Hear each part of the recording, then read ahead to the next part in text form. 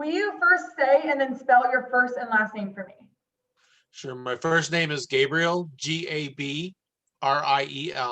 My last name is Cordova, Cordov as in Victor A. And what's your title?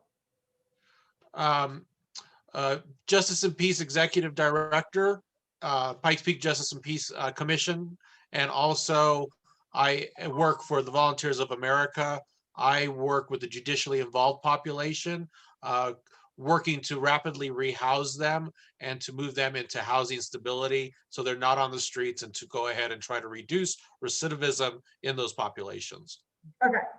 So first of all, talk to me a little bit about kind of maybe your work over the past year or so. I know just a year ago there was protests downtown Colorado Springs. I was there. Were you kind of there with like the police brutality? Talk to me about that. Yes, I was. So kind of tell me yesterday when they said the verdict, what was your guys' first reaction?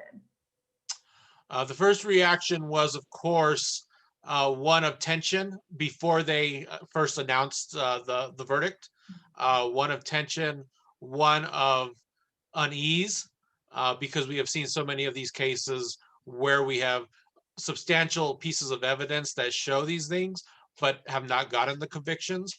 And when the verdict was read, then a sense of huge relief, a sense of emotional tears that came out due to the fact that a man had to lose his life in order for us to be able to having this conversation today.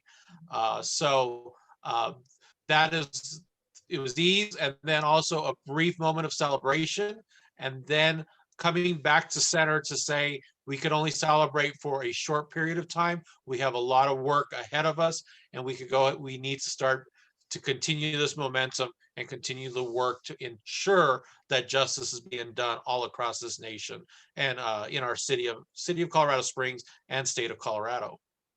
Specifically Colorado Springs, you said there's a lot of work to do.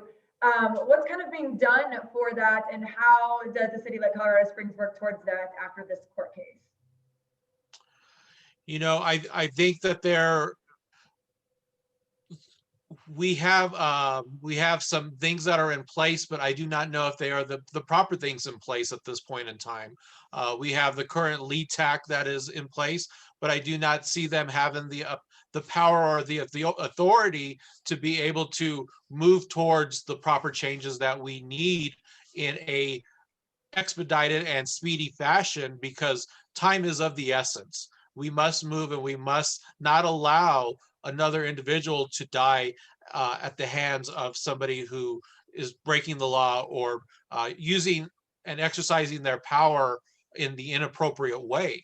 So we have some things that are in place, but I think that we must, as a community here in Colorado Springs, come back to center and come back collectively as the people of Colorado Springs and find out what are the next steps, and let's start working on these collaboratively. We don't need to work against each other. We must work on how are we going to heal our communities of color? How are we going to heal police officers who have a very hard job and that they're out there in the front lines? How do we need to start working towards working together to find solution? Maybe, obviously El Paso County and Colorado Springs is a really kind of conservative area. So does that kind of make it harder to instill change? Talk to me about that.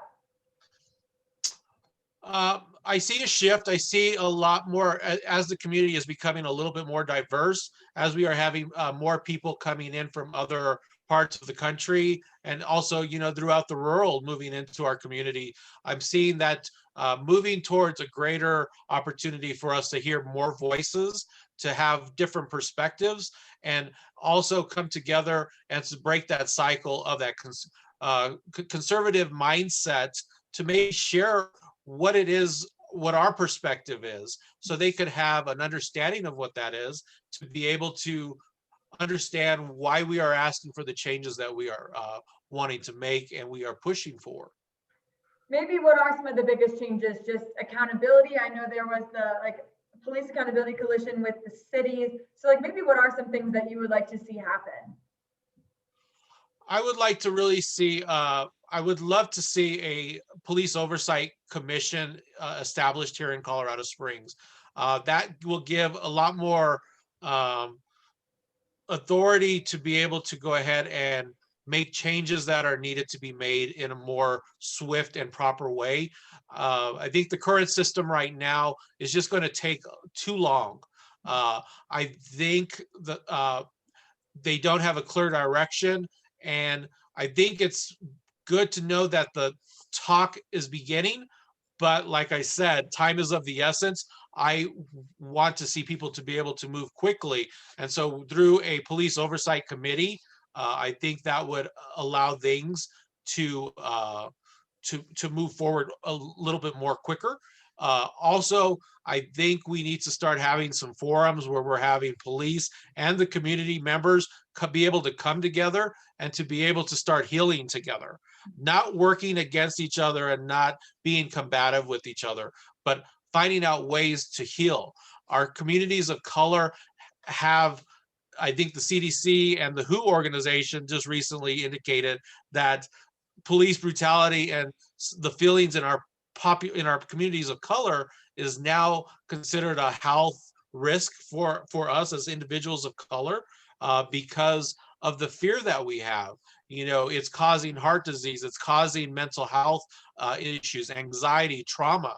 And I think we need to start working with our mental health professionals to find out how we could go into our communities of color and start to bring some mental health services to them so they could go ahead and work towards and through the trauma that we've seen by having to watch such things as George Floyd die in front of us, such as watching the individuals, many individuals who we have seen die in front of us on video camera.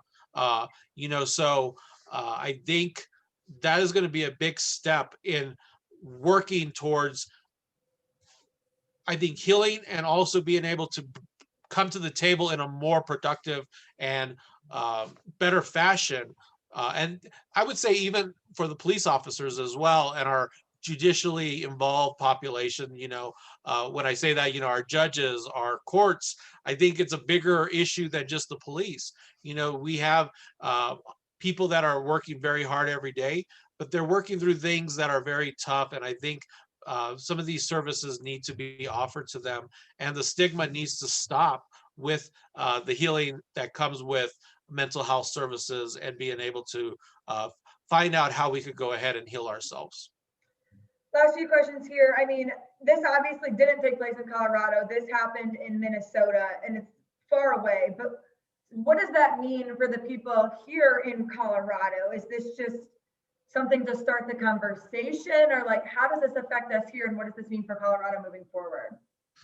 What this means for Colorado moving forward is that we must not allow our city and our state to find itself in the position that Minnesota has found itself in, that other cities and states throughout the country have found themselves in. It is now time to be proactive as opposed to reactive. It is time for us to be proactive to make sure that we are instilling the changes now to ensure that we do not have to lose a human being due to either policy, either due to bad policing. One bad apple could, destroy a whole batch of apples. So working with internal affairs and making sure that people are being held accountable. And like I said, work collectively and work together. I think throughout the country, I think you see so much of working against each other in some of those communities that I think real change is not possible and is not taking place. We're having to struggle for that change as opposed to working collectively to collaborate with each other to create the changes that are needed to ensure that we are a model and an example for the nation and for other communities and policing agencies to see how this needs to be done right. Definitely. Well, I know you're probably a busy man, so I'll leave you alone. Is there anything else you think is important to add about the repercussions of the trial, Colorado, or anything else you think is important? Let me look at my notes here. No worries. Let's see. You know, one thing that was said that I thought was very powerful is that we need to stop, you know, having to turn pain into purpose.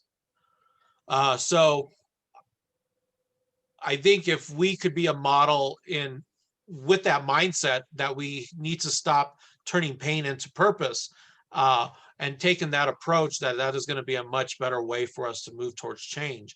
I think it's also going to take, like I said, not only our police departments, but our judicial systems and our also, you know, DA's office, etc. I think it's going to take a collective coming together to sit at the table to say, how are we going to go ahead and make sure that we are moving forward in the right way, as opposed to just focusing on the police. I think they're with this particular trial, with this particular case, we're focusing strictly on what's taking place within the police departments, but it's a much bigger system. And I think we need to look at that, that ecology of that entire system in order to really make well-rounded and significant change as we move forward. And that would be my, you know, my recommendation for our leaders here in Colorado Springs and our leaders in the state of Colorado, and for our leaders locally here. Definitely, that's a good point. All right, well, again, I appreciate your help. You should be on in the afternoon shows. If you miss it, it'll go online and you can see it there. Okay, sounds good. Thank you so much, Megan. It was a great pleasure to talk to you. It was great talking to you too. You had some great insight. Have a good rest of your day. You too. Bye-bye. Bye-bye.